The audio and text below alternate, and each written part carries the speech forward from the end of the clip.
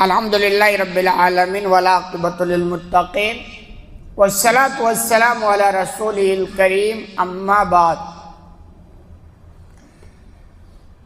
اللہ کے بندو، آج مال دھن دولت یہ انسان کی بنیادی ضرورت بن گئی ہے۔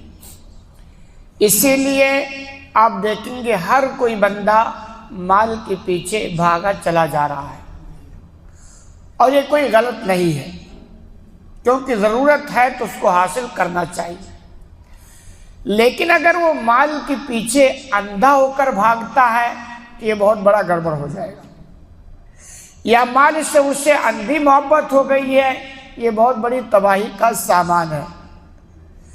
مال کے بارے میں کہا گیا کہ یہ فتنہ ہے، یعنی اہل ایمان کے لیے خاص طور پر آزمائش کا سامان ہے۔ اسی لیے عام طور پر اگر دیکھیں گے کہ بندہ جب مال نہیں ہوتا ہے نا تو اتنا نہیں بگڑتا ہے، مال ہونے کے بعد بگاڑ میں اضافہ ہو جاتا ہے۔ دوسرا جملہ اگر دیکھ لیں کہ جن لوگوں کے پاس مال ہے وہ ان لوگوں کے بنسبت زیادہ بگڑے جن کے پاس مال نہیں ہے۔ آپ عبادتوں میں دیکھ لیں، خیر کے کام میں دیکھ لیں کہ اکثر وہ لوگ آگے ہوتے ہیں جن کے پاس مال نہیں ہوتا ہے، اور جن کے پاس مال ہوتا ہے نا وہ آپ دیکھیں گے ان کے علاوہ کاموں میں وہ آگے ہوتے ہیں جن کے پاس مال ہوتا ہے۔ تو مال یہ انسان کی بنیادی ضرورت ہے، لیکن مال سے ساودھان رہنا، اپنے آپ کو ہوشیار رکھنا، یہ ہوشیاری کی بات ہے۔ تو ایک طریقہ ہے کہ جب آپ مال کماؤ تو اس کو صرف جمع کر کے مت رکھو۔ قرآن کے اندر اللہ فرماتا ہے وَيْلٌ لِكُلِّ هُمَزَةٍ لُمَزَةٍ الَّذِي جَمَعَ مَالًا وَعَدَّدَهُ، کہ اللہ نے کہا فلاں فلاں کے لیے تباہی ہے۔ پھر ان کے صفات میں سے کہا کہ یہ وہ لوگ ہیں جو مال کو سمیٹ کے رکھتے ہیں۔ سمیٹ کے رکھنا سمجھتے گن کے رکھتے ہیں۔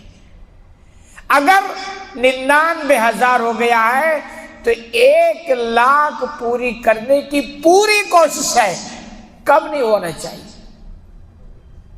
وجہ کیا ہے؟ کیونکہ بندہ یہ سمجھ رکھا ہے یَحْسَبُ أَنَّ مَالَهُ أَخْلَدَ، اس نے اپنے آپ کو ایسا مزاج بنا رکھا ہے کہ گویا اس کا مال اس کے ساتھ ہمیشہ رہے گا، جو اس کی غلط گمان ہے، غلط خیال ہے۔ تو مال کے ساتھ ایسا سلوک نہ کریں، مال کمائیں اور ضرورت پڑ جائے تو خرچ کریں۔ مال مثل کنواں کے پانی کے ہیں، جیسے کنویں کے پانی سے پانی نکالو نا تو پھر نیچے سے اور پانی آئے گا، اور نکالنا بند کر دو تو کنویں میں نیچے سے پانی آنا بند ہو جاتا ہے۔ مال مثل پانی ہے، اس کو نکلنے کا راستہ چاہیے۔ آپ کی چھت پہ پانی جمع ہو جائے وہ اپنا راستہ بنائے گا، نہیں دو گے راستہ تو چھت کو خراب کر دے گا۔ تو مال کا معاملہ یہی ہے کہ مال آئے لیکن اس کے جانے کا راستہ برقرار رکھو۔ لیکن جب مال جاتا ہے تو ہماری سوچ بنتی ہے کہ ہائے ہائے مال کم ہو گیا۔ اسی غلط فہمی کا ازالہ کے لیے نبی کریم صلی اللہ علیہ وسلم کی حدیث سماعت فرمایا جو صحیح مسلم کے حوالے سے ابو ہریرہ حدیث کے راوی و بیان فرماتے ہیں ما نقصت صدقۃ من مال، کہ خرچ کرنے سے مال کم نہیں ہوتا۔ بڑی عجیب بات ہے، آپ کے جیب میں 200 روپیہ تھا، 100 روپیہ خرچ کر دیا تو کم تو ہو گیا نا بظاہر، لیکن اللہ کے رسول کہتے ہیں نہیں، مال خرچ شرط یہ ہے کہ صحیح طریقے پر خرچ ہو۔ مال خرچ کرنے سے مال کم نہیں ہوتا۔ حقیقت یہ ہے کہ مال کسان کے اس بیج کے مانند ہے جس کو کسان کھیت میں ڈالتا ہے، تو بظاہر بیج تو کم ہو گیا نا، لیکن وہ جو کم ہوا ہے نا وہ ایک بیج کئی بیج لا کر آپ کو دے گا کہ نہیں دے گا۔ اور اسی کی مثال نے قرآن دی ہے کمثل حبہ انبتت سبع سنابل فی کل سنبلۃ مئۃ حبہ، کہ ایک دانہ جو کسان بیج میں ڈالتا ہے، جو اللہ کے راستے میں خرچ کیا جاتا ہے، تو اس دانے کی طرح جو 7 بالیاں اگائی اور ہر بالی میں 100 دانہ۔ تو بظاہر تو لگتا ہے کہ بیج کم ہو گیا، لیکن آگے وہ بہت سارا بیج آپ کو لا کر کے دے گا۔ تو ایسے ہی شرط یہ کہ صحیح جگہ آپ خرچ کرو گے نا، تو وہ بظاہر کچھ کم ہوگا لیکن آپ کو کئی گنا لوٹا کے دے گا۔ اور تجربے کی بات ہے، جو لوگ اپنے جیب میں پیسہ رکھ کے رکھتے ہیں، کیا وہ رکھ کے بڑھتا ہے؟ تجوریوں میں رکھ کے بڑھتا ہے؟ بینک میں رکھ کے بڑھتا ہے؟ نہیں بڑھتا۔ لیکن اسی پیسے کو آپ انویسٹ کر دیں تو ظاہر سی بات ہے وہ بڑھا کے آپ کو دے گا، یا اسی پیسے کو آپ آخرت کے لیے لگا دیں تو آخرت میں آپ کو بڑھ کے ملے گا۔ تو یہ چیز آپ سمجھیں کہ مال کمائے مگر اس کو خرچ کرتے رہیں، خرچ کرنے میں مال کم نہیں ہوتا ہے۔ تو یہ خوبی اپنے اندر پیدا کریں، مال کمائیں خرچ کریں، کمائیں خرچ کریں، ورنہ چنانچہ دوسری حدیث کے اندر آتا ہے کہ خرچ کرنے سے، زکوٰۃ نکالنے سے مال کا جو شر ہوتا ہے وہ ختم ہو جاتا ہے۔ زکوٰۃ نہیں نکالیں گے تو گویا مال کا شر ختم نہیں ہوا، ایک خوبی۔ دوسری چیز جو آپ نے فرمائی وَمَا زَادَ اللَّهُ عَبْدًا بِعَفْوٍ إِلَّا عِزًّا، کہ جو بندہ لوگوں کو معاف فرماتا رہتا ہے اللہ اس کے عزت میں اضافہ فرما دیتا ہے۔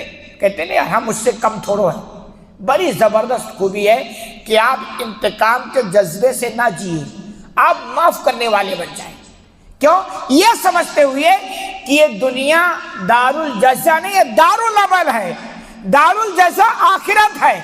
تو آپ یہ خوبی پیدا کریں کہ آپ کے ساتھ کوئی اونچ نیچ ہو جائے، کوئی برا بھلا کہہ دے، کوئی آپ کے ناک کٹنے کا سوال ہو جائے، نظر انداز کریں، بغیر معافی مانگنے آپ معاف فرما دیں۔ اور یہ روزے کی خوبی میں سے آئے گی نا کہ آپ سے روزے کی حالت میں کوئی لڑے، گالی گلوز کرو تو آپ کیا کرو؟ گالی گلوز میں نہ دے، لڑو بھی نہ، اور کہہ دو صاحب میں روزے سے ہوں۔ کتنی زبردست تربیت روزے کے ذریعے حاصل ہوتی ہے۔ تو یہ خوبی پیدا کریں، دنیا میں انتقام کے جذبے سے نہ جیے، معاف کرنے والے جذبے کے ذریعے سے اللہ دنیا میں بھی عزت دے گا اور آخرت میں بھی عزت دے گا۔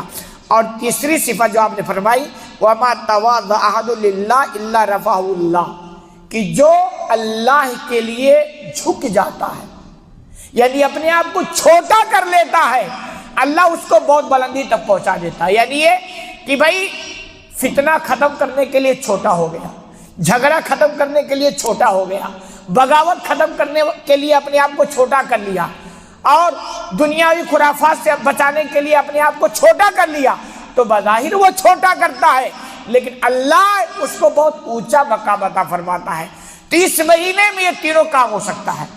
آپ معلوم ہے کسی نے کہا ابھی کہ ایمان پوچھنی ہو تو مسلمانوں سے پوچھو، وضو کرتا پانی منہ میں ہوتا حلق کے نیچے نہیں جانے دیتا، کھانے پینے کا سامان سامنے رکھا ہوتا ہے لیکن مجال کیا اللہ کے پرمیشن کے بغیر وہ یہ ٹکڑا کوئی اٹھا کے کھا لے، اس کو ایمان کہا جاتا ہے۔ تو آپ دیکھیں کتنی زبردست تربیت کا مہینہ ہے، اسی سے سیکھ ہے کہ بھائی جیسے کھانے پینے کی چیزوں سے محبت ہے لیکن اللہ نے کہا نہیں کھانا ہے تو نہیں کھانا ہے، ایسے مال سے ہمیں محبت ہے لیکن اللہ نے کہا خرچ کرو تو کر دو۔ ایسے ہی ہمارے ناک کا سوال آتا ہے کہ صاحب ہم کسی سے کم نہیں، ہم کیوں معاف فرما دیں، لیکن نہیں، روزہ کتنی زبردست تربیت کرتا ہے، آپ معاف کر دیا کرو، انتقام کا جذبہ نہ لو، اللہ آپ کی عزت میں اضافہ فرما دے گا۔